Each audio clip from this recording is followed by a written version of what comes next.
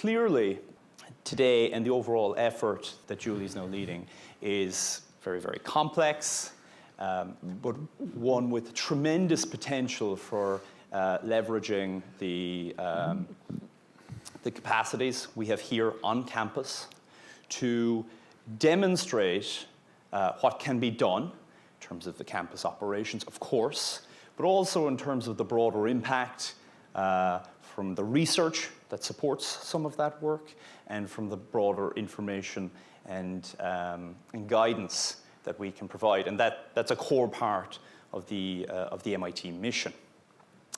So this morning, I think to kick the day off, we have a panel that's going to help provide some of that context for the rest of the day, a framing effectively for the discussion.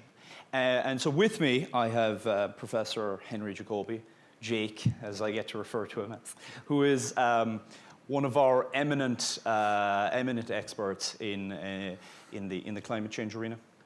And Jake, I think, is going to be able to provide us with some context with regard to the bigger picture, which is driving all of this, and how that relates to MIT and to the sustainability effort. Jeremy Poindexter, a graduate student in the Department of Material Science and Engineering, is going to provide one of the, I think, the key elements, which is a demonstration of what the students are doing and what they can do.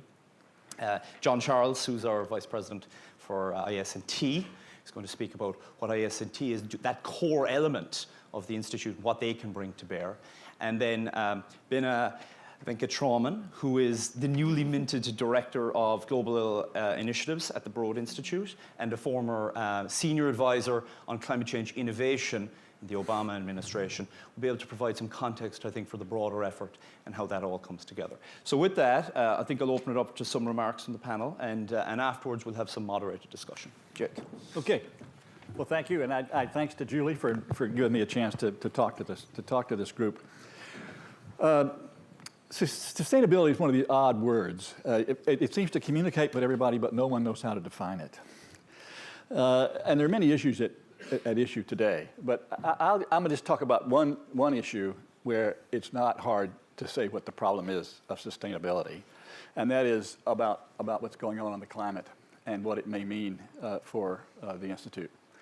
But for purposes of this conversation, I'm just going to stipulate about the climate. We can have a discussion later if you want. But the climate is changing. It's changing in ways, events, changes in things we can observe that are consistent with what the models say is what we can expect in the longer term in greater magnitude. And the thing you have to remember, I always remember when you're shoveling snow, the mantra you say is, there's a difference between climate and weather. So don't be misled. It is happening. And the second thing is that the projections of the future indicate that the risk is really very, very great. And I will say that what's going on in the international system as the negotiations take place leading to a major event again in Paris of the Framework Convention is not optimistic about taking the measures that would be necessary to avoid or to substantially reduce this risk. Maybe more things will come later, but right now the projections of this risk are very great. And the third thing, it's a substantial risk to society, to societies and the environment. You didn't give me an hour and a half to do this. I'll just stipulate that's true. And MIT is doing a lot in this area. I mean, we don't talk about that here, but across the campus there are hundreds of people working on this issue, ranging from the psychology about how we think about this to the economics and policy analysis, what we might do about it, to work on existing and potential new technology. So there's a lot going on here. But the issue here is the campus. In the room today, the issue is the campus. And when you ask me to do this, the question is why? Why? This is a global issue. The United States is roughly 1/4 of the greenhouse gas emissions. Massachusetts is a little bit more than 2% of the United States. And MIT is a little piece of Massachusetts. Why would you worry about, why would you pay any attention to MIT's contribution. And if you think about climate changing, well, I work in an air-conditioned office. I don't have a big problem. Is that a serious issue for us at all? I mean, probably, it's far off in the future. Why do we worry about this? Why is this an issue for a discussion of the campus? And I'll just talk about two aspects of this, the two aspects about it. One is the issue of what we might do about mitigation of greenhouse gases, and the other is, are we really vulnerable here? Does it really make any difference? So, as to why we might be concerned about greenhouse gases, I think it's always good to be good. I mean, why not be moral? It's okay. We need to stay up with what the city wants us to do, what the state's doing, and if we can do things that are useful, that seems like a good thing to do. But there are other reasons, I think, that lead to a focus on the Institute taking more attention to the greenhouse gas emissions when our effect on the global problem is really insignificant. And there are three parts to it. And it's my kind of productive triangle about MIT. That is innovation, demonstration, and teaching. I mean, what we do here, it's kind of our image of this is that we innovate. We are an analysis-driven, innovative culture. So we talk about innovation. Julie already talks about innovation. We do that. That's our kind of mission in life. But another thing that's different about MIT and a contribution to this is that we are analysis-driven. And we could tell, I'm sure Julie could tell stories about things that other institutions like us run out and do things without thinking very seriously about what they're doing. Can they meet the tasks? Can they meet the targets they pick? Are the measures they're taking really significant in terms of influencing the problem and the like? So MIT's a kind of innovative, analysis-driven culture is an important part of this. And the second part of that is then demonstration. We are visible globally for reasons that none of us created. We inherit at MIT a visibility globally for what we do, which is our inheritance. We didn't create this. And so it's an important aspect of what we do can be communicated more in terms of what the effect is on others. And of course we teach. And we teach our students, and the teaching involves the students and the staff and the faculty and the alumni and not only the people who we teach in the classroom, but a lot of the people we've had here as staff and students and faculty are now running this show in the States and Washington. So that impact is much bigger, and I think worth paying a lot more of attention to than you would expect from an insignificant effect on the emissions themselves. Are we now a natural leader? I don't know. I'm not aware of that. But certainly the opportunity is there for that reason. The second point I would make is about adaptation and resiliency. MIT is vulnerable. I do work on severe storms, sea level rise and severe storms. And looking at the projections of sea level rise, the risk of sea level rise, and what may happen in terms of more intense storms, particularly tropical storms like hurricanes, but also the nor'easters also have an effect, are becoming more severe, are predicted to become more severe. And we're sitting here protected by the Charles River Dam and other parts of Cambridge by the dam in Medford. The risk was always there that we could have been flooded. If we had Sandy 100 kilometers, 100 miles farther north, we would have had that problem here. We were lucky, but that risk is going up, and so this campus is. Those of you who walk around the tunnels know how much of this campus, at high tide the basin is below sea level, so and a lot of this campus is below sea level now, so and it's not so the risk is going up. And I think it's something we're going to have to take very seriously here. And it's only one of the vectors of climate change, but that's the one that I think is most significant. And the other point I'll make is that the sustainability of MIT as an institution is totally dependent on the sustainability of the community we're sitting in. the city of Cambridge, the city of Boston. So that sustainability of this as an institution depends on things like the fundamental infrastructure of the city. So think about the possibility of storm damage to water and sewage, fresh pond, for example, those who drink fresh pond. Transportation systems, we've had that experience. The electric power to run the whole system. So we are dependent on those. Systems. You're going to hear more about that later in this session. And it is true that people at MIT, many of you here in the room, are actually engaged with this work that's going on in Cambridge and Boston. But MIT has, I think, a contribution to make in that beyond our own facilities, the vulnerability of our own facilities. You know, I haven't gone around to ask how many of the emergency generators are in the basement, for example, kind of a question. Do we put your generators in the basement in the Nano building? Yeah, okay.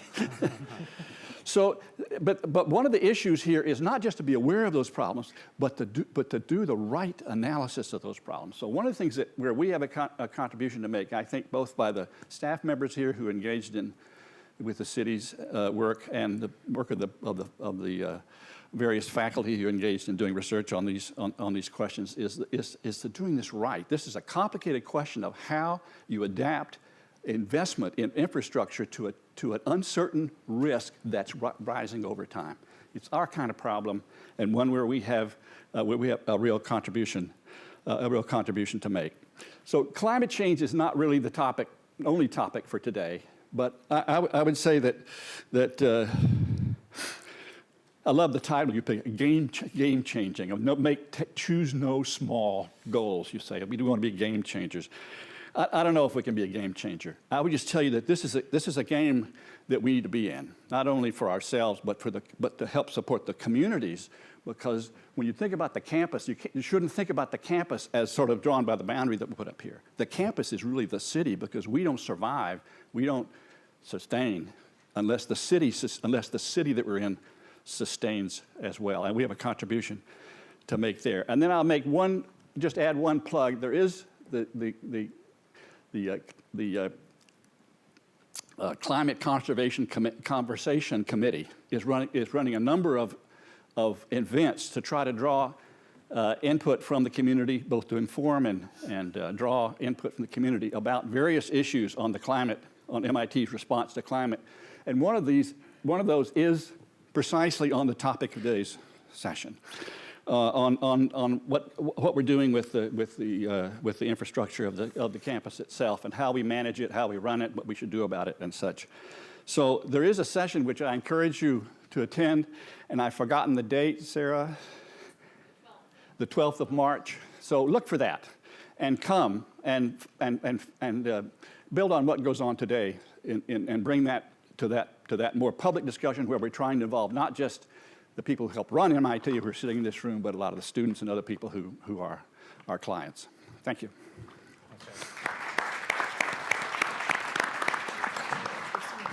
Thank you very much for having me. Indeed, it's an honor to be in this group. It's an honor to be up here on the stage. So from my perspective, I'll try to bring us in to the campus itself.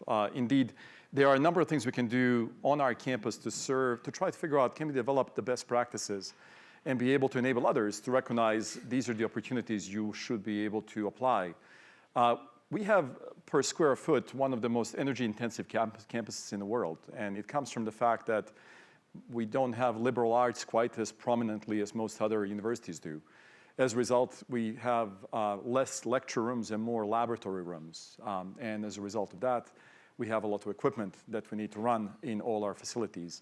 We're also very densely packed, right? So our campus is incredibly engineered to accommodate our ability to go ahead and develop the next set of technologies. But as we look at that, we have grown the campus, indeed, one building at a time. And the question once in a while comes forward to say, well, there are some projects that indeed will unify many, many of us. One example is MIT Nano that is being constructed right now. You probably started seeing construction, roughly speaking, in June last year. And it's going to keep on going till about spring 2018.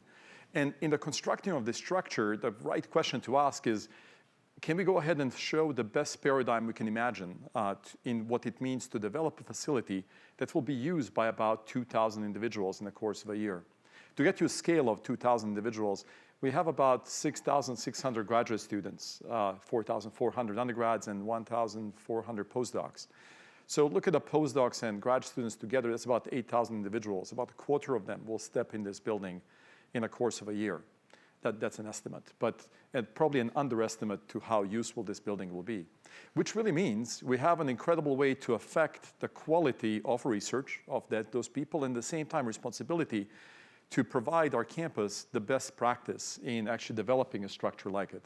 This is a view of MIT Nano from the Infinite Corridor that you'll be able to step in this new courtyard behind it. Here is the cross-section of it. It's entirely laboratories. It has no offices, not for students, not for faculty, few offices for staff who actually operate the facility itself. But this building is extremely intensively laboratory space. As a matter of fact, that imaging sub-fab space down in a basement, that's the quietest place, actually, and probably the least energy-intensive one. The place that you have instruments that need an extremely small vibration, a small amount of electromagnetic noise, places that you can move atoms around and image them without worrying about them getting out of your sight. And then you step into the clean rooms. And those clean rooms are 2 stories tall, each one of them. There are 2 of them. Every one of them, because one whole floor above the clean room is dedicated to fan deck, to a place that actually moves the air around. A tremendous amount of air needs to be moved, which means a tremendous amount of energy needs to be expanded in order to operate a space like this. So what are the best practices that we can apply? Well, probably many, as a matter of fact. If you look at that movement of air, is there a way to generate, to design the filters to make the path of least resistance available and yet provide the quality of the air that we need to operate a facility like this? How good of an air do we need? Actually, we need a very good air. If you have asthma or any other airborne disease, step into the clean room and you'll clarify it easily. Because there should be no dust particles floating around, at least a very small amount. Why? Because the scale that we are working at in MIT Nano is nanoscale. Nanoscale, well, dust particle is about 1,000 nanometers in size or bigger. So a dust particle is bigger than the devices we'll be playing with. We can't have dust. Well, how do you actually purify it? Well, one way to do it is to either pass your air through a filter that's small or through a filter that's big. What's the benefit? Well, if you go ahead and have a very big filter, a very thick filter, and provide a lot of space for the filtering, you might be able to actually slow down your air, not have it go quite as often. Well, actually, you have to have it go quite a bit through the filter, but the pressure per unit per square, force per square area can be reduced, and consequently, the driving force to drive through a filter can be reduced, allowing to have more efficient systems. Being able to design the space, and again, a trade-off of space in this case versus energy, was something that we considered. So looking at clean room, it's a high energy use space. There are a variety of typical designs for typical spaces. So a typical office goes through about 1 air exchange per hour. That's ACH. If you look at a conference room, it's about 2 air exchanges per hour. Laboratory, anywhere from 4 to 12. Conference rooms, indeed, I said about 2. Animal vivarium, about 15. And then comes clean room, about 250 to 500 air exchanges per hour.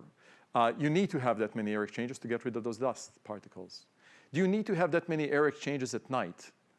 Well, depends. Depends on when the users are there. Because actually the only source of dust inside the clean room, well, the primary source of dust are the users. That users, especially if they haven't showered, you actually shed skin cells. And if you haven't gotten yourself rid of those skin cells ahead of time, that's a bit of a problem stepping into the clean room. Well, what if I can monitor the use of the clean room, find out how many users there are, find out if there is a significant amount of commotion in the room itself by monitoring both presence of individuals as well as monitoring the quality of air. I should be able to maybe slow down my air exchanges. Indeed, why do it? Why keep passing the air through the filters if the air is clean enough? So variable control of the air filtration is one of the rules we're going to be utilizing inside the building. And we can see we should be able to dramatically reduce the operation to about 100 air exchanges per hour. And even this, we think, will be an over need for what is truly needed. Now, that being said, we have looked at a variety of other things. Building like this exhausts a lot of air, a lot of poisoned air, right? Air that needs to be scrubbed out before being pushed out, but air that has been warmed up because you used it inside that place. On a day like today, right, the air we're going to be putting out would be on the 65, 70 degrees. Outside is about 20 or 30. Can you recover some of that heat before expelling it outside the building? Yes, you can. And being able to actually utilize that air recovery, heat air recovery would be a significant, again, other energy saving. There are indeed over 100 different sustainability options we considered in the course of about 9 months on what could be done for providing better operation of MIT Nano, better in the form of more sustainable operation of MIT Nano. So we have looked at trade-offs. We have looked at the first costs versus operational cost savings as time progresses. If I can slow down my fans, I can save a lot of energy. I can also save a lot of cost. I might have to have initial investment in my infrastructure that maybe exceeds what the cheapest way of building the building is, but fairly quickly I'll recover the cost. Just from a point of view even of economic arguments, you can say energy savings is a very valuable thing to do in the long run. And so looking at over 100 sustainability options, we adopted about 60. Every one of them in detail being able to provide us a clear metric on these are the amount of time that we'll be able to very quickly recover the initial cost, excess cost we'll have to incur. And then from there on have initial energy saving, excessive energy savings after that point of payback. Indeed, opportunities for utilizing our campus in the form of MIT Nano or in the form of any new structure we choose to build is incredible. We have a very old campus about to celebrate its 100th anniversary, right, in just a couple of years, next year. That being said, there are a tremendous number of opportunities to look through the campus and recognize these are the opportunities for improving it, or call it, these are opportunities for testing our best practice, utilizing our campus as a laboratory, as a place that will allow us to learn the best practice and then be able to publicize so that others can go ahead and adapt whatever we have learned. I'll stop there, and thank you for your attention.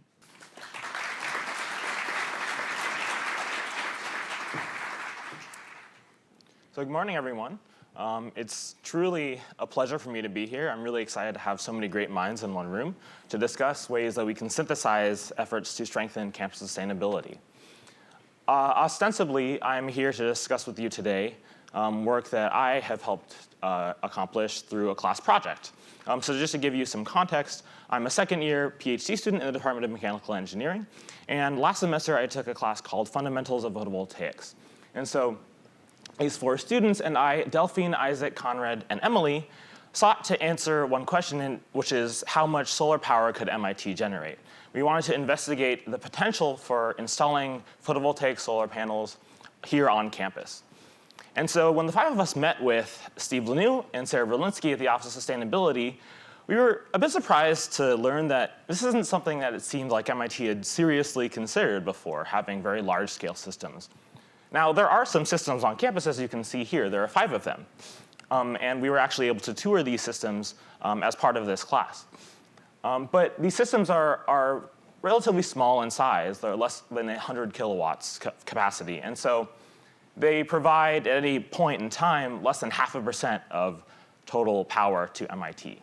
And additionally, these systems are relatively hidden. Not very many people on campus know about them, I don't think. I certainly didn't when we started this project. And so when we started this project, I sort of thought about why that was. MIT is a place where we are masters of science and engineering and technology. And it seemed to me that installing solar panels on roofs would be sort of an easy, obvious way of making campus more sustainable. But as we progressed with this project, I started to understand a bit more that projects like these, which are very large scale, are difficult and you can encounter barriers. As a materials scientist, I really like understanding what fundamentally governs behavior. And so instead of just saying that, oh, there are these barriers that we need to overcome, I want to focus on this. I want to understand what are these barriers? What do they look like? And I think they come in 3 main categories. The first kind of barriers are technical in nature. So efforts in sustainability requires synthesizing knowledge from all kinds of different fields, not only science and engineering, but economics and policy and psychology, among many others. And understanding the relationships between inputs like materials, money, social behavior, and outputs like carbon emissions can be really, really complex, and those relationships can be uncertain. Additionally, there are logistical barriers.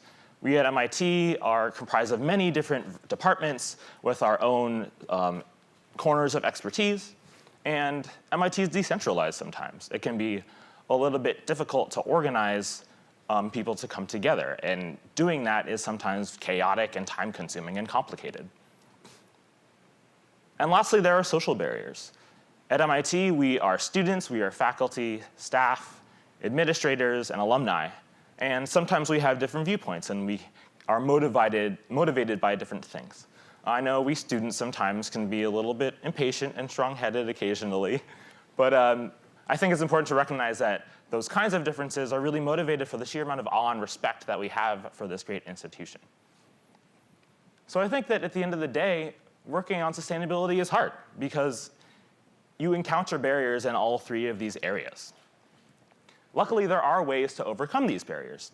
And this is something that we were able to do with this class project. So before telling you how to overcome them, I'd like to just show you. So with this class project, we wanted to know how much solar power MIT could generate. And so during the class, our professor, Tony Bonacici, introduced us to this amazing tool called Maptwell, which is an online rooftop solar mapping tool. It uses LiDAR data along with satellite imagery in order to assess the potential for performance for photovoltaic systems on roof all throughout Cambridge. It turns out that this tool was developed in part by a faculty member here at MIT in the School of Architecture, Christoph Reinhardt. And so this tool is really useful in allowing us to answer this question. We calculated through Maptwell that there is around 57 football fields of area on campus. And so about half of that is usable for photovoltaic systems due to things like shading on some roofs and ventilation equipment. I'm sure there will be lots of ventilation equipment on top of MIT Nano, for example. And so with a 16% efficient solar panel, it turns out that you could install around 27.5 megawatts of capacity for solar, which is significant when compared to the peak power demand at MIT of around 25 to 30 megawatts. So this seemed really promising. So what we wanted to do in this project is go in more detail and look at specific places on campus where we could do this. So through Maptwell, what we were able to do is design sort of simulated PV systems. This image on the right shows some systems. I'm not sure if you can see, but there's small circles here which represent an individual panel. And we were able to extract statistics corresponding to how much power those systems could create and how large they would be in area and how much they would cost. But since we know that sometimes simulations only tell you so much, sometimes you need to apply real-life constraints. So we actually went up and visited some of these buildings. So this is a picture of the Zedzker Center, which is one of my favorite buildings on campus for PV. It's beautiful. It is wide open. It's flat. There's not very much else on the roof. It gets sunlight at all hours of the day. So there are a few buildings like this, which I think are very promising. There were some other buildings that seemed initially very promising as well, but yielded some surprises. So the top of the library annex building here is also flat and open, but it has this interesting pebble roof structure, which I don't think many people knew was there, including the people who worked in that building.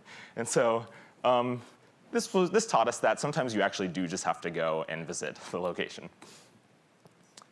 There are some buildings on campus that surprised us, that seem more promising than we initially thought, including the building we're in right now.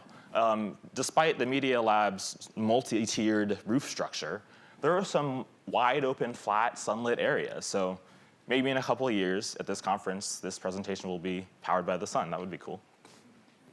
And lastly, there are a few buildings on campus that sort of didn't really surprise us at how poor they were for photovoltaics. And without pointing them out and naming names, I'm sure you can think of what buildings I'm talking about. So at the end of the day, we assessed that buildings like the first three that I mentioned could have the potential of providing up to 4 megawatts of solar capacity at any given time. And these are buildings that we could essentially install solar systems on immediately without really the need for some serious retrofit work. And so we're really excited about this. We pitched this idea to President Reif and Deputy Executive Vice President Tony Sharon. And we're really looking forward to working with them and taking this project outside of the classroom. So to come back to this, how are we able to overcome these barriers in this specific project? Well, on the technical side, we had the knowledge through this MapDwell tool of all of our constraints. It provided us with really valuable data that allowed us to go very far in our analysis. And we had the problem-solving framework through what we learned in lectures to be able to apply those constraints properly. On the logistical side, Steve and Sarah at the Office of Sustainability were really great resources for us and able to provide us with information we wouldn't have otherwise had access to and give us some insight about how it would be, how we could implement this kind of thing at MIT with other departments. And as I mentioned, administrators have been really receptive to this idea. And really, that's sort of why I'm standing here right now, today. And lastly, it's the common values that all of us in this room share, really caring about sustainability, that made this project possible in the first place. And so the students, administrators, faculty, and staff really are passionate about this work. And that is a huge part of what made this possible. Now, what about this last thing, momentum? We know that from physics, momentum is a force applied over time, right? And sometimes forces can be external in nature. Perhaps all of us are sitting in this room today because we read the MIT mission statement, which says that we seek to develop in each member of the MIT community the ability and passion to work wisely, creatively, and effectively for the betterment of humankind. That's a very noble sentiment, and I think that that sentiment is reflected in a lot of the work that we do here at MIT. But as I've learned as a material scientist, I think that the strongest forces in nature are often internal. So what I challenge you all to do today is to really think about deeply why you're here in this seat, what brought you here today, what motivates you, and to share that with your colleagues sitting next to you here, and share that with the people that aren't in this room, because that is what we need in order to build on this momentum. And we're fortunate that that momentum has already been building. There are thousands of students, faculty, staff, and alumni at this institute calling for the institute to take stronger leadership in climate change, for example, by divesting the endowment from fossil fuels. There is, as has been mentioned, this MIT climate change conversation going on, where we can discuss ways to increase sustainability, including installing solar panels on roofs. And so I think that if we can tap into that, then we really have the ability to overcome these barriers. Because here at MIT, we're some of the best problem solvers in the world. We have a wide array of resources that we have access to. And so if we can really build on the momentum that we have already helped establish, that's already going on, I see really great things for us ahead. So with that, I look forward to working on sustainability and talking about more specific ways to synthesize efforts to strengthen campus sustainability. Thank you.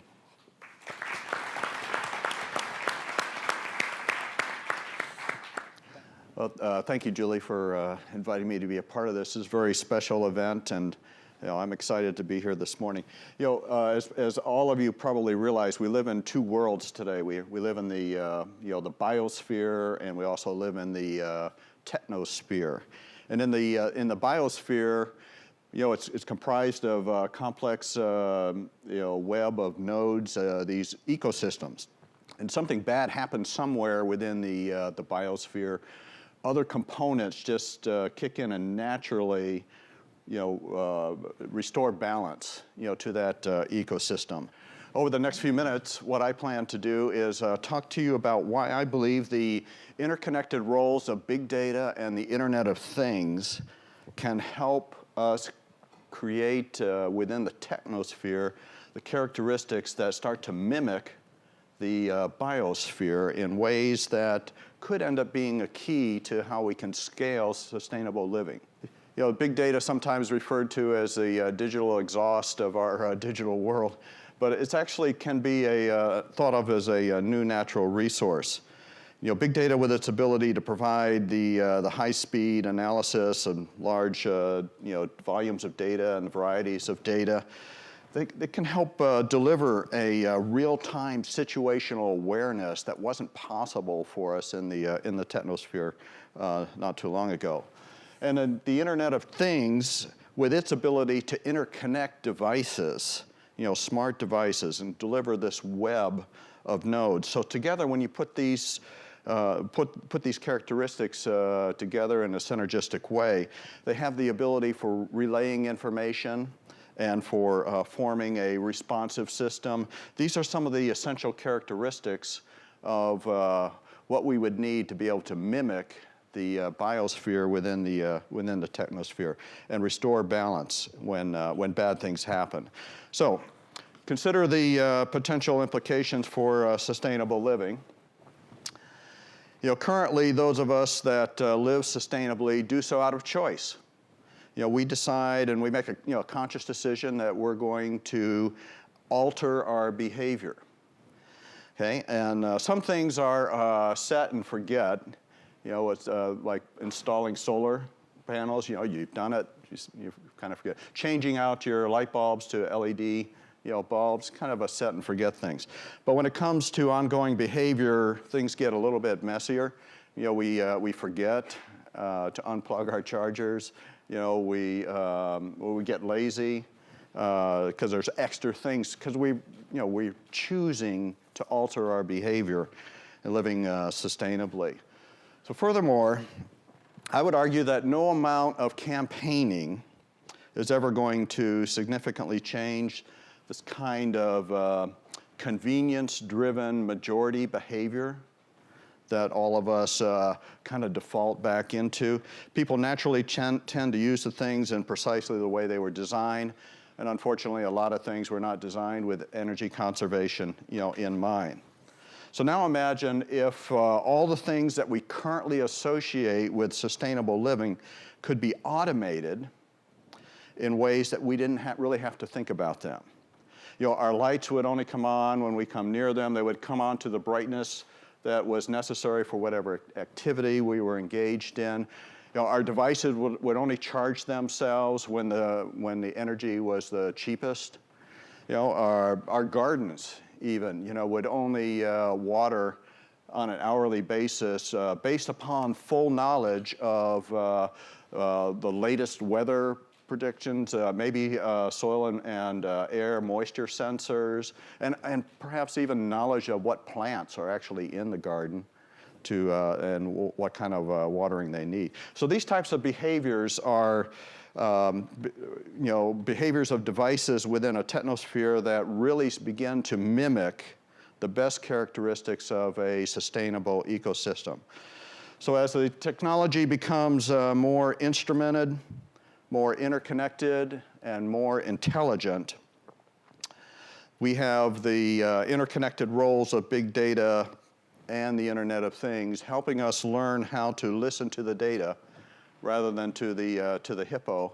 The hippo, by the way, that's the highest paid person's opinion.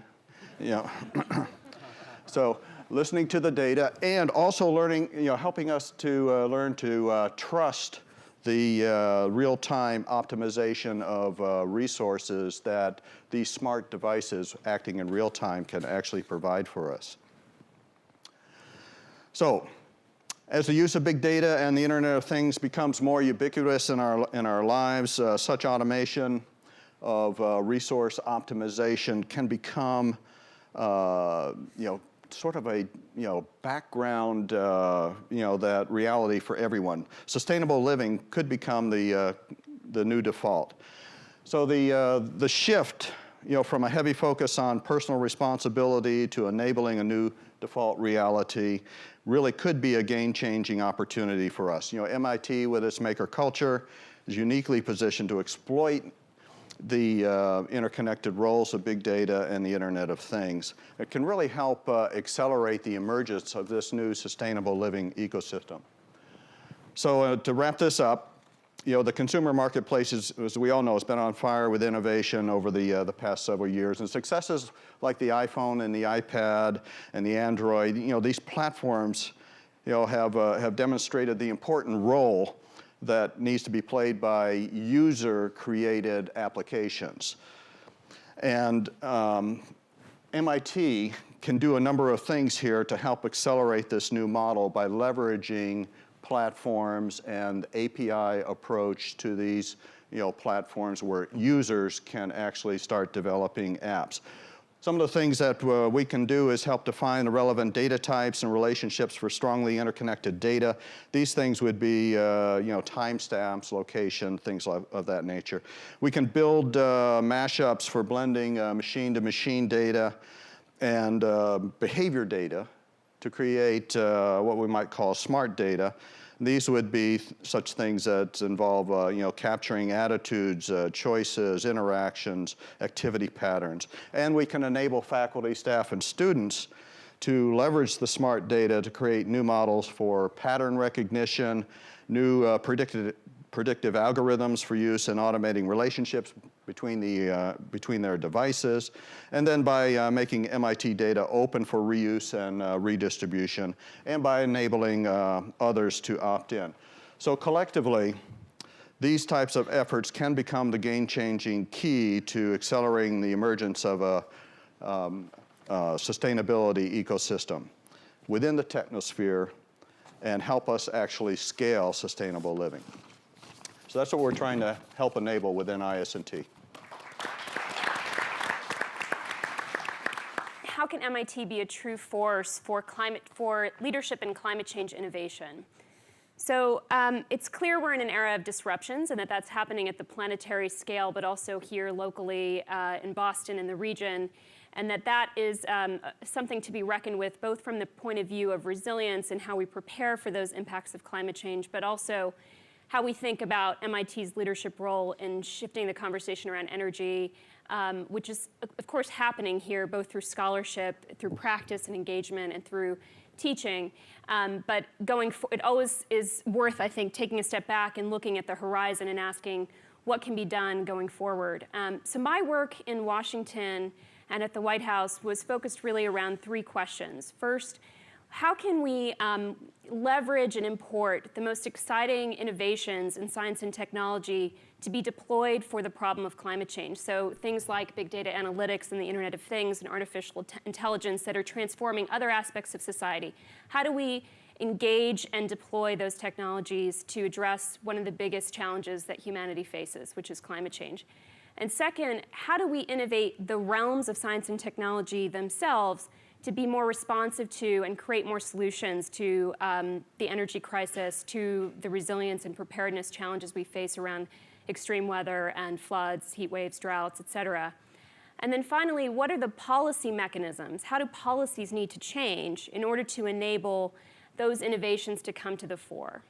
So given that work and that perspective, I see sort of three areas of opportunity for universities in particular, but I would say MIT especially, because MIT has been at the forefront of not only technology and technology innovation, of basic research, but also of the intersection of research and practice historically.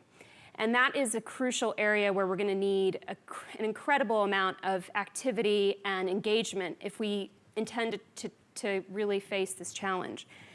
So the first opportunity I see is really in building a marketplace for climate change risk information. So what do I mean by that? At this moment in time, we have an abundance of information about how the planet is changing and how the impacts of that change are playing out on the regional basis and to some degree on the local basis. We know that we are in the short term seeing extreme weather. In 2012 alone in this country, there was about $110 billion worth of economic damage as a result of extreme weather events. We also know that we are seeing long-term change, long-term sea level rise. But that information is by and large not being factored in, the risk information, into the decisions that people are making in communities, at the citizen level, and in companies. So most people don't buy a house based on even the information about the historical floodplain, let alone the floodplain going forward under sea level rise. Most companies are looking at time horizons of about 1 to 3 years when they're looking at risks, and they're not really factoring in near-term risks of climate change. Some of that is changing, of course. And communities, increasingly cities, are very concerned with climate change. We know that Boston and Cambridge are, and many of you are probably in this room are familiar with some of the work being done. But cities are striving or grappling and grasping to find relevant information. How do they use the National Climate Assessment or the Intergovernmental Panel on Climate Change reports to actually make decisions about infrastructure or about social networks or about how they think about planning going forward? So there's a gap in that knowledge. And that's a huge opportunity. It's an opportunity, but it's also a serious challenge for the scientific enterprise, because the scientific enterprise around climate change is focused on much more fundamental questions. People don't make decisions based on average sea surface temperatures. On the other hand, that's foundational knowledge that's critical to understanding the planetary system. But it presents a new opportunity to sort of see how we can contextualize information for the kinds of decisions people make. And the Weather Service provides a good example of how this is done. People look at weather information based on weather data to make decisions about whether to harvest and when to make shipments. Similarly, in the field of medicine, we have clinical practice, where people make decisions amid uncertainty based on biomedical research, but they're able to make operational decisions in light of that uncertainty. So that's opportunity one. Opportunity two is really around technologies and innovations at scale. And there were some great comments made here about ways that MIT is already deploying particular innovations on campus and demonstrating those. And of course, MIT has a long history of commercializing science, commercializing technologies. The range of technologies that are going to be needed on climate change are probably well known to a lot of folks in this room, include everything from energy storage technologies to sensor and mobile technologies to renewable energy sources, the deployment of solar at scale. But a university can do much more than just commercializing those technologies. It can also articulate a path for how those technologies get deployed. And I think this is a challenge and an opportunity going forward for the Institute to really think about how to articulate the policies and the processes that are needed to get those technologies adopted, and to be a demonstrable leader in making the case for how technologies get deployed at scale. I also think that the example of the Internet of Things, Dr. Charles' presentation, is a great example of another role the Institute can play in terms of technologies and innovations, because there's a real need to make the connection between how the technologies that are transforming other aspects of life or transforming business sectors, to show how those are relevant to the problem of climate change. And that's a public good problem. You don't necessarily have a full-fledged market for doing that yet. And it's hard for government to be as nimble enough to demonstrate these technologies. So I think it's a real role for MIT to say, we're going to envision how artificial intelligence and big data are going to transform climate change, and we're going to make clear those connection examples. We're going to demonstrate in situ how that's possible. The third opportunity set is around models for managing change. So as has been mentioned here, climate change is a problem that spans geographic boundaries. It also spans time horizons and jurisdictional boundaries.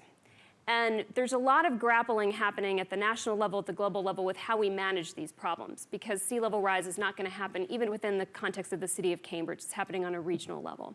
And we need new institutions and new approaches for how we address that set of challenges.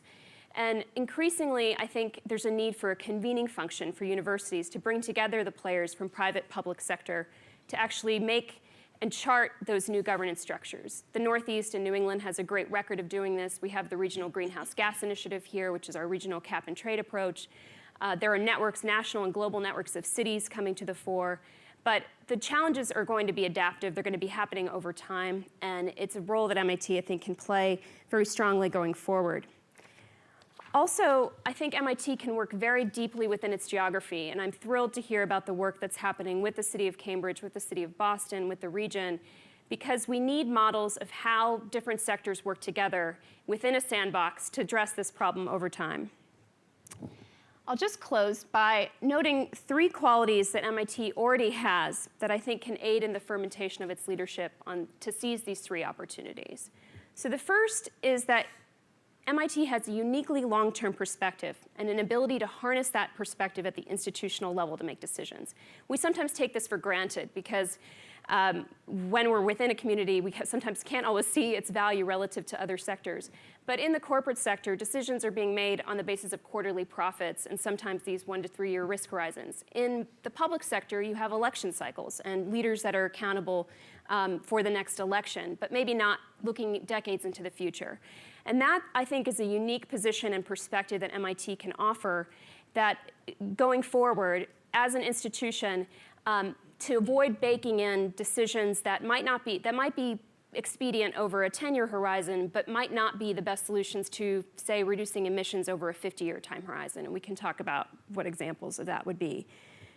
The second quality that I think MIT has that it can leverage to this and bring to this set of issues and challenges is its ability to capture the imagination of people in terms of how technology gets deployed. A big failure mode in sort of the regulations that are limiting science and technology and innovation deployment on climate change is failure of the imagination. The failure to be able to understand how if we made regulatory tweaks, if we created the right incentives, we could actually deploy particular technologies to transform our approach to climate change. This is an image of the MIT Media Lab. It's from Joe Paradiso's group, Responsive Environments Group, and it shows the heat and electricity and human footprint of this building. And it's a sort of sensor-based Internet of Things approach that could be used to be applied to making buildings much more efficient, to making systems more efficient, to help with disaster evacuation and risk. But people have to imagine how that can be applied. And MIT has an abundance of researchers and programs that could be ways of demonstrating that. Finally, MIT is a dynamic institution. It has historically adapted and evolved to challenges and to new technologies. The challenge I would pose is that MIT can and should evolve the role of scientists and of its scholarship and its campus operations to help develop what I would call a clinical practice for climate change. And this is the space that I was talking about that goes between the basic science of how the Earth system is changing and the climatic disruptions and the practical operational decisions that companies need to make in sectors from agriculture to finance to the decisions that communities need to make, cities, regions, states, and nations. And to do this, I think it does require an evolution to some degree in the roles that researchers play and the roles that staff and faculty and students play to go beyond the research and to articulate the ingredients needed at the policy level for the deployment of technologies and innovations. Thank you.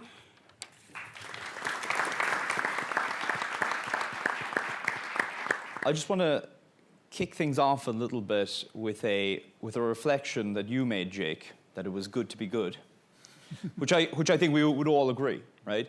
Clearly, everybody has that ambition. But I think where the gulf sometimes exists is, of course, in the operationalization of that goal, of that ambition. And that's something that I think you guys are facing, Vladimir, with respect to MIT Nano, which is a very tangible and large element in MIT's kind of medium-term future investment-wise. And these decisions had to be made. I'm kind of curious how you've been able to go through this process, how it has differed perhaps from the process in its kind of typical sense in the contemporary paradigm, and your reflections on whether or not in reality it's much more difficult to do something different, or is it just kind of a mindset change? I think actually you're asking a fantastic question from perspective of building industry that is often very conservative in adapting the next technology. After all, the building needs to stand for the next 100 years. And there are proven methods of building it that will make sure it operates for those 100 years in a proper way. You can step back and look at a typical research lab like MIT Nano. It's really meant to operate in this modality for about 30 years. Now, that allows you a little bit shorter horizon and a little bit more confidence, although still 3 decades is a long time. In 3 decades, I say, we'll invent anti-gravity, we'll have a whole bunch of physics and science that will allow us to redesign the lab. I mean, but the building will stand there. So the ability to actually introduce entirely new technology led us to quantify tremendously every step of the way. It took about 9 months. Now, bear in mind, anything as big as MIT Nano, a single month of delay is millions of dollars of extra cost.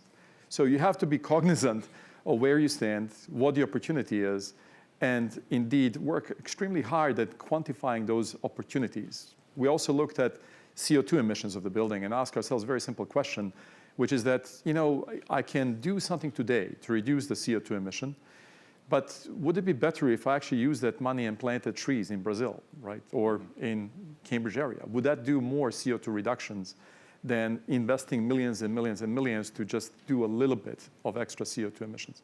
So I think weighing the pros and cons and trying to have, because there are another few hundred things we could have done, right? At an exorbitant cost that would have caused us not to build a building whatever. So you have to do very, very careful analysis of balancing the two and then be extremely persuasive and use the MIT's ability to say, well, these are the numbers, we have quantified it. There is no reason why this shouldn't work based on the physics and science we understand. Let's try it out. I guess where I'm going with that question is, I think the first of is always a big step forward. But, having gone through this experience, do you see the opportunity for not just MIT, but more broadly, when investment decisions around these types of facilities are being made, that a planning process that's that's less of an arduous kind of lift can be developed, but at the same time capture all the color and opportunity that exists? I think the lift will always be arduous in the sense that we'll always have to spend a lot of time thinking. It's not a simple problem anytime we introduce a global change.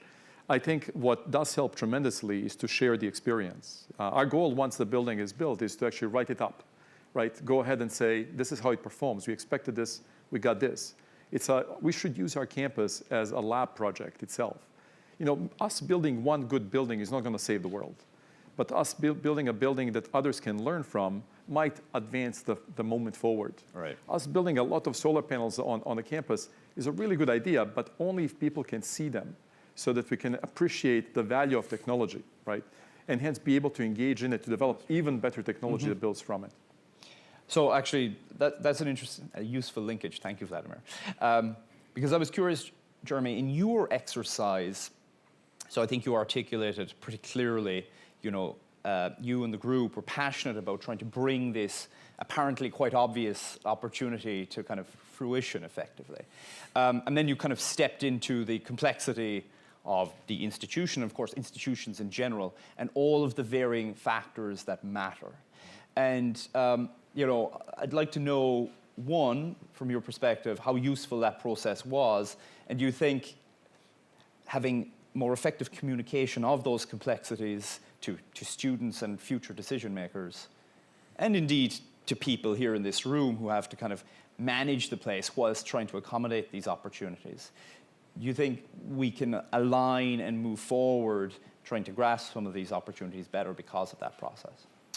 I certainly hope so. And at the outset of our project, it was a class on photovoltaics, and so we wanted to undergo a project that involved applying some of the technical constraints of, how a solar cell actually works and integrating that into a module, but also from the implementation side of what would it take to actually do this on a campus, in a campus setting, in an urban setting like MIT. And so there were sort of several different ways we could have gone with the project. We could have spec'd out particular panels from a specific solar panel installation company or done the engineering work to analyze the kind of mounting that we would need to make sure that panels on a specific building could be, could withstand high winds and things like that. And we decided not to do that because what we really wanted to offer to the Institute and to the Office of Sustainability, whom we worked with, was a framework for approaching this kind of problem and demonstrating the kinds of things that you would need to think about when undergoing a project like this. And so we looked at some of the general design constraints. We looked at the existing systems that were installed starting in 2004. That have various different mounting configurations. And so going through and looking at those systems was really interesting to us, and we learned a lot of things about, these are the kinds of issues that would need to be sorted out. We learned that the installation on the alumni pool, for example, We visited in early December, and it was winter, and around half of the installation was shaded by the sun due to buildings 16 and 56. And first thing you think about when installing solar panels are, well, they need to be lit with sunlight. And so that was sort of an obvious thing that we thought of that seemed to have been overlooked. But it's just easy to, when doing that for the first time, to not think about what specific day in December might cause shading. Right. And so going through that process was really, really helpful. And I'm happy to have been able to contribute to that and deliver a report to the Office of Sustainability, which I hope anyone who's interested in reading can access.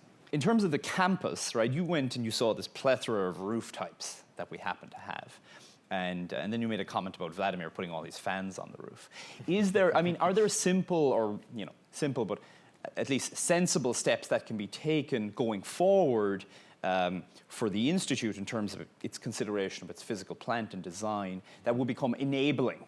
Not necessarily let's do it, but make sure that we have a fit-for-purpose infrastructure so that these opportunities can be taken advantage of if the economics, for example, make sense.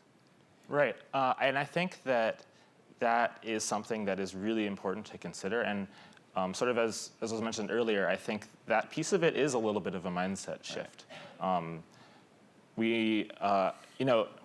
sustainability is something that we're here today talking about and saying it's really important, but we also need to integrate that into our thinking so that it's just second nature to think, oh, we're building a new building on campus. How much could we install solar panels on the roof? What would that look like? Right. And making that that extends to not just solar, it extends to building energy efficiency, green labs, all these kinds of things. So I think that sort of really passionately advocating for these steps and creating that kind of mind shifts switch is what's really important. And I think that there are sort of a few reasons why that's important. First, I think it would be important for MIT to take initiative in sort of personal responsibility, and reducing carbon emissions is one way to do that, however small they may be. Right. But secondly, demonstration is important. Yep. And other institutions can learn how we at MIT handle this issue and go through all of these really complex analyses. And that leads into the third thing, which is MIT really being a leader for this and connecting that aspect of it to all the other things on campus, like learning about solar energy in class, engaging with research activities going on campus. And I think that is how this can really start to build and disseminate through the rest of campus and across the globe. John, other than your hippo comment, which will stay with me for the rest of my life, one thing that really resonated from your comments was the vision of big data, if you wish, the exhaust of our digital world as a natural resource. And one of the key elements to, or key characteristics of a natural resource is that initially, when you start developing them, it's really easy. There's huge gains. It's really low cost, actually. And yeah, later on it gets more difficult, it gets more expensive. But I think today, in terms of this conversation, we have yet to begin the development of utilizing what data has to offer in terms of insight and in terms of helping to shift our thinking and helping to identify opportunity and so on. And I'm just curious in terms of the more kind of a more operational example. Have you guys looked around at the information we have on campus or that we could easily get our hands on and then considered how we could use that in order to kind of move us forward with this kind of sustainability goal? I think most of the data, I can't put a number on it, but I would expect it's pretty much in the high 90s, is dark data right now. It's data that's out there, but we don't have any way of getting at it or looking at it or analyzing it. So there's it is an untapped resource, at this point, but it does have the potential to fuel innovation in a way that we haven't been able to fuel innovation, before. So it's a pretty exciting time, but it means that, for example, on IS&T, the path forward is not having a bunch of report writers that can go write reports against the data warehouse. Right. We actually have to have data scientists, that can actually work with these structured and unstructured data from a variety of sources, put them together, come up with learn how to use the tools, what tools are available now, but create new tools for analyzing that data so it's no longer dark. Yes. So since you're actually part of the administration, I'm going to ask maybe a slightly pointy question, but so that's certainly a very interesting vision. But of course, it's all about making use of that in the operational context. So, today, do you believe that we exist within MIT in a rather siloed organizational structure where, for example, some of the insights from within IS&T or maybe within facilities don't cross over effectively? That's a question, and if that is true, how do we move to a situation where we at least disseminate this information more effectively? Whenever we're trying to get to the, to operationalize this, there's some infrastructure work that has to be done. Right. So job one for us within IS&T is to get the platforms in place, get the tool sets in place, get the connectors in place that people can then tap into data in richer ways. I think just from watching what people have been able to do with mashups involving map data. Yes. With very simple tools, taking a spreadsheet and then being able to mash it up with map data, geography, geotype data, can be very, very powerful. So we just have to take that to the next level in terms of dealing with data in more sophisticated ways. So, Ben, I'm kind of curious with particularly in DC, in terms of the thinking that has surrounded climate change innovation and making it tangible. I'm sure some of these issues pop up all the time. So lots of good intentions, but a challenge in integrating that for action. So, can you reflect on what you guys have seen and how people are approaching that? One of my charges was to look across. We have a $2.5 billion investment in global research annually, our federal government. And if you look across those data assets, it's everything from satellites like the NASA GRACE satellites that are taking measurements of changes in the Earth's gravitational pull that tell us about the drawing down of aquifers, like the Central Valley Aquifer in California right now, which has become very drawn down, to data, observational service data taken, to experiments, to epidemiological data connecting disease and heat. And the question becomes, how do you answer questions from these vast data sources, right? The potential we know is great because data analytics is transforming many aspects of the economy, and it's really the future in terms of knowledge and information. And knowledge and information, I would argue, are very much going to be central to, at a minimum, our resilience and preparedness approaches, but probably mitigation too. Right. But so how do you turn these vast amounts of data that are in disparate kinds of formats and different disparate silos into real intelligence, operational intelligence, where you can make decisions, where you could have the city of Chicago being able to create a map that shows where its elderly populations are, overlaid with its risk of heat waves prospectively going forward, overlaid with decisions being made about how they're going to deal with the built infrastructure and green space, and then you could make intelligent decisions based on those data. And that's actually a very simple example compared to the kinds of things you would hope to be able to do and need to be able to do.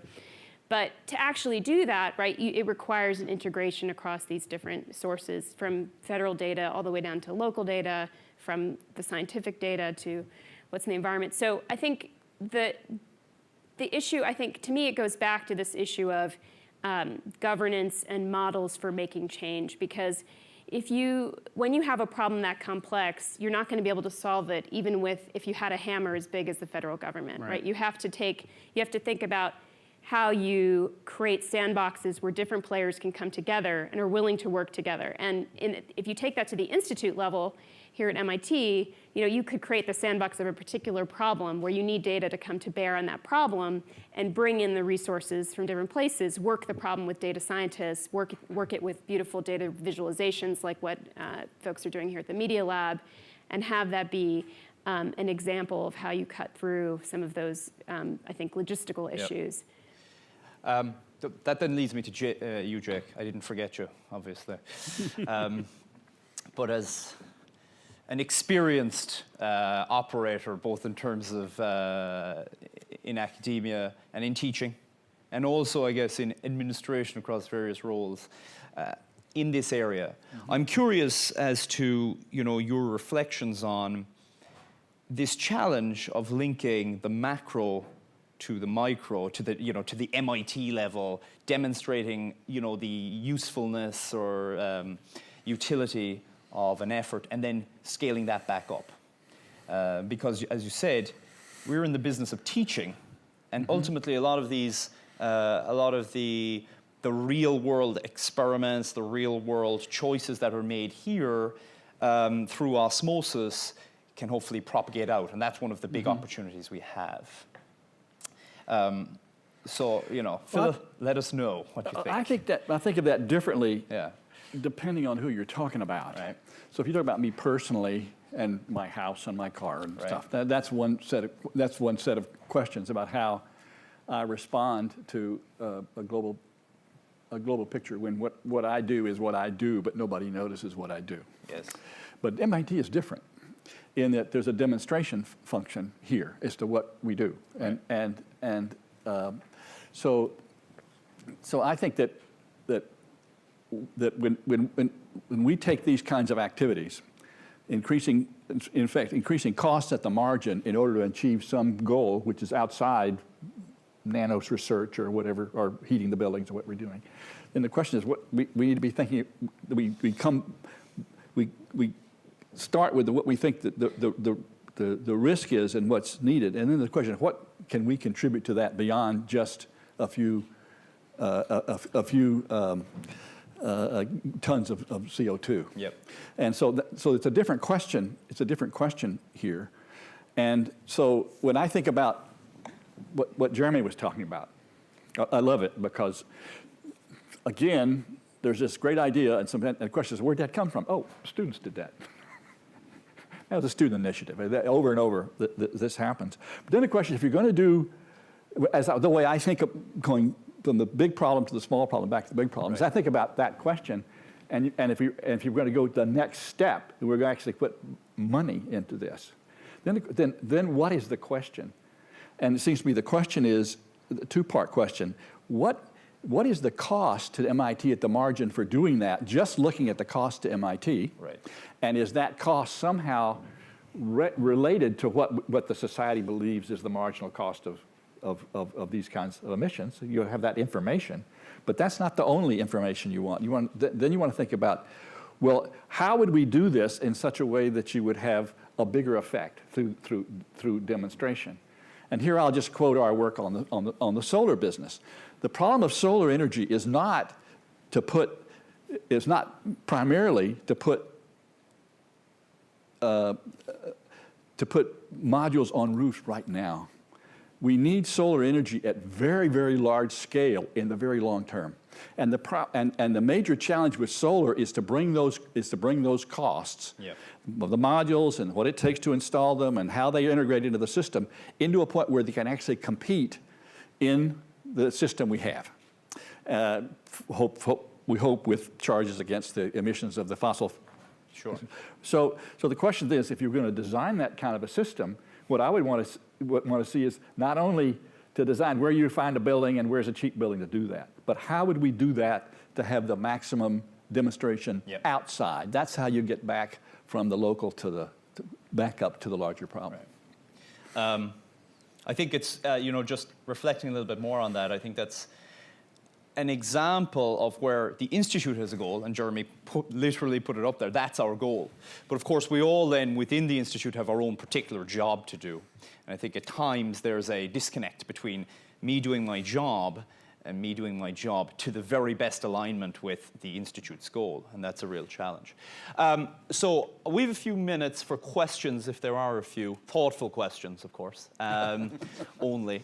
Like yours, you mean. Yeah, like mine, yes. Better questions than mine, please.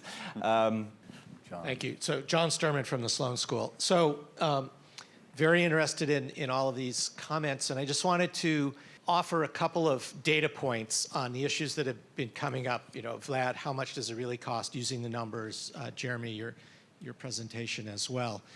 So at the new Sloan School building, we've been studying for several years how much it actually cost in additional upfront capital to make that building a LEED Gold, more green building compared to the standard building we could have bought. There'll be a case study published on this in the next couple of months, but the bottom line is the net present value of the sustainability initiatives for that building is $10 million with essentially no risk, off-the-shelf, ready-to-go technologies. And the upfront capital cost delta was roughly zero. And one of the main reasons for that is if it's more energy efficient, the mechanical systems are smaller, and also we avoided capital cost for the steam generation and chilled water capacity that the building would otherwise have required. So this is very different than what most people think. Having done formal surveys and informal surveys about this, most people think when you ask them what would the additional upfront capital costs be, 20% more is the modal answer, and the answer is really about zero. And we think the same opportunities exist for the entire campus, our study of that, and there's a paper on this now available. Very conservative assumptions suggest the NPV of an energy efficiency focus for campus renewal programs that Israel described is $100 million, and that's a very conservative number. So there's a lot of misconceptions out there about how much does this really cost and how hard is it. It turns out it's just a lot easier being green than people think. Interested in your comments. I am a tremendous supporter of what Sloan School has done. There is a lot of monitoring of the brightness of the light throughout the system. There's computational power that goes there that's minimal compared to the amount of heat that you indeed are benefiting from saving. But you are using variable speed motors that are not standard in industry, and consequently there is a delta cost increase in the beginning. I do not know that it's exactly zero. At the end of the day, I think a lot of what I hear, at least from the building industry, is that tremendous amount of monitoring already exists in nearly every building that's newly built. But only about 10% of the data is truly used in operation of the building. And a lot of it has to do with the fact that what if you mess up? I mean, if you actually, there is a lack of daring, call it, or actually maybe the way of putting it is, if I miscalibrate the building and I start using a ton of extra electricity and a ton of extra heat, there's cost to that, right? A very large cost.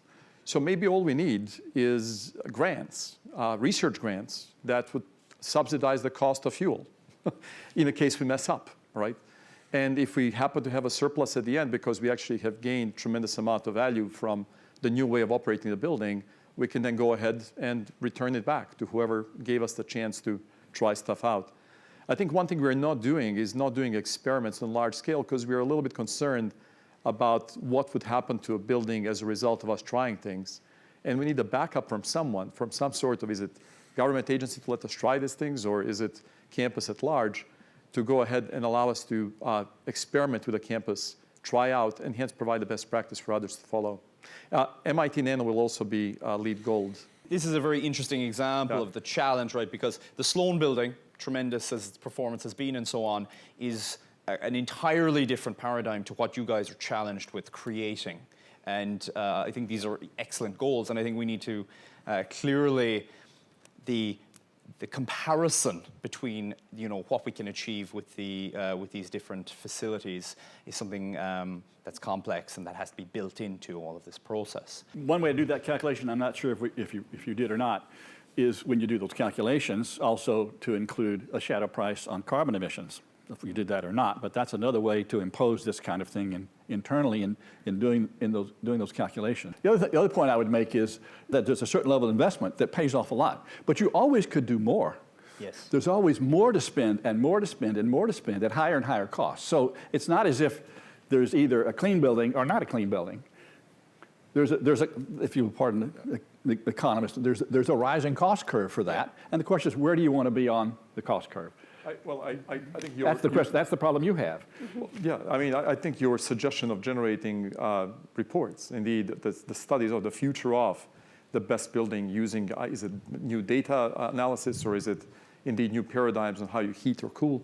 I mean, technology can do tremendous things. And again, it's a very large investment to do an experiment on a building. However, if we are serious about making a change, without trying stuff out, without trying new technologies, without imagining at least new technology, we won't get there. I think one of the most powerful things Energy Initiative has done is generated a series of reports that talk about the future of coal, the future of natural gas, the future of natural energy. I mean, these are the things that actually people spend time debating what are the technical opportunities for change. And indeed, these reports address the policy and the social impact as well as technology. That comprehensiveness, there are very few places in the world can do that. MIT is one of those places. So we should use it as a resource for the rest of the world. You can also share lessons about the process. So this particular example of the solar potential work that's being done here, there's UCLA is working with the city of Los Angeles to essentially share a process, a mapping tool for evaluating solar potential across the entire city. So when something's being done here internally, it's not just the technology you can demonstrate, it's the process for arriving at where you did in terms of when does the investment become worth it. And obviously there are different considerations because of the time horizons, which we talked about before, but I think that's also very valuable. It's the process, as you found out, of course, that's really the critical path for many of these decisions. And just coming back to your point with regard to the building, so as you know, the builders want to build to code. So this question of, well, we can do this is interesting and very important, but it's really a case of moving the goalposts for everybody, because that's the process that will ultimately have impact. And if we can be a test bed for doing that, then I think that's really very, very exciting. I think we have time for one more remark or comment. We really have the expertise across the board to deal with whether it's the policy issues, whether it's how we do the financial cost, as well as the technology. And in some ways in the past, we've done this in sort of an informal way, where we tried to get involved on some of these particular projects, and Vlad knows about we're pushing them on MIT Nano. But in some cases, it's sort of disquieting because a number of us are doing more work away from MIT, whether it's in China or India or Europe, on trying to advance these technologies than what we're doing here on campus. And we really need to think of a formal way, and hopefully with the Office of Sustainability, we'll be able to do this now, formal way to try and marshal these resources so we can do it here on campus in a better way than we've done in the past. I think there's lots of things that we really could accomplish, whether it's from research or classroom exercises or mini consulting kinds of things where we could move forward in this. Thank you, Leon. I think that's actually an excellent note to end things on. It's from what I've heard this morning and from Julie's office, it's entirely apparent the tremendous opportunity we have, and also, of course, this significant challenge in seizing as much of that opportunity as possible here on campus and using that and amplifying that to have impact more broadly as well in supporting MIT's broader mission. So let me thank Vladimir, Binna, John, Jeremy, and Jake for your fantastic contribution, and thank you all for your attention.